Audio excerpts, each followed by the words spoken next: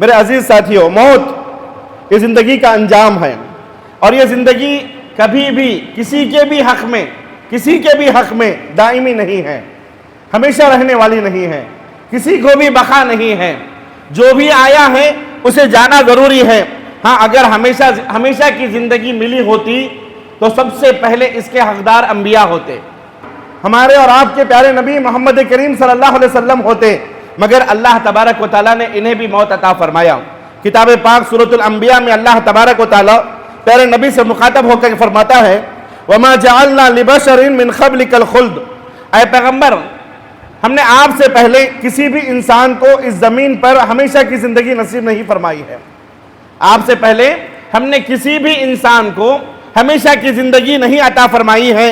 پھر آگے اللہ نے فرمایا أَفَإِن مِتَّ فَهُمُ الْخَالِدُونَ، اگر آپ مر جائیں گے تو کیا یہ انسان ہمیشہ کے لیے باقی رہے گا؟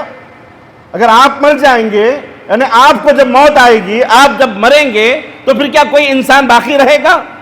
اگر زندگی اللہ ہمیشہ کی عطا ہی کرتا تو پیارے نبی کو عطا کرتا، لیکن پیارے نبی سے اللہ کہہ رہا ہے أَفَإِن مِتَّ فَهُمُ الْخَالِدُونَ، اے اللہ کے نبی اگر آپ مر جائیں گے تو کیا کوئی انسان ہمیشہ کی زندگی باقی رہے گا؟ پھر آگے اللہ فرماتا ہے کل نفس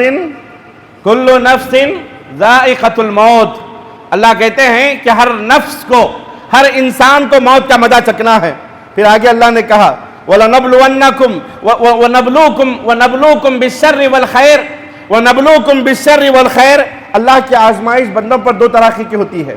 اللہ فرماتا ہے ہم تمہیں آزمائیں گے، برائی میں بھی تمہیں آزمائیں گے اور بھلائی میں بھی تمہیں آزمائیں گے۔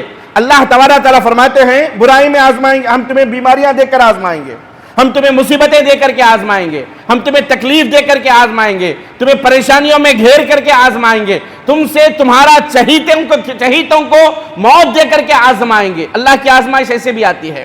اور پھر آگے اللہ نے کہا وَنَبْلُوكُمْ بِالشَّرِّ وَالْخَيْرِ، اور خیر، اچھائیاں دے کر کے، خوشیاں دے کر کے، مال و دولت دے کر کے، پیسہ دے کر کے، عیش و آرامی دے کر کے، ایسے بھی تمہیں آزمائیں گے۔ تو پتہ چلا کوئی مالدار یہ نہ سمجھے کہ اللہ نے مجھے سب کچھ عطا کیا ہے تو پھر میں اللہ کی آزمائش سے بہت دور ہوں۔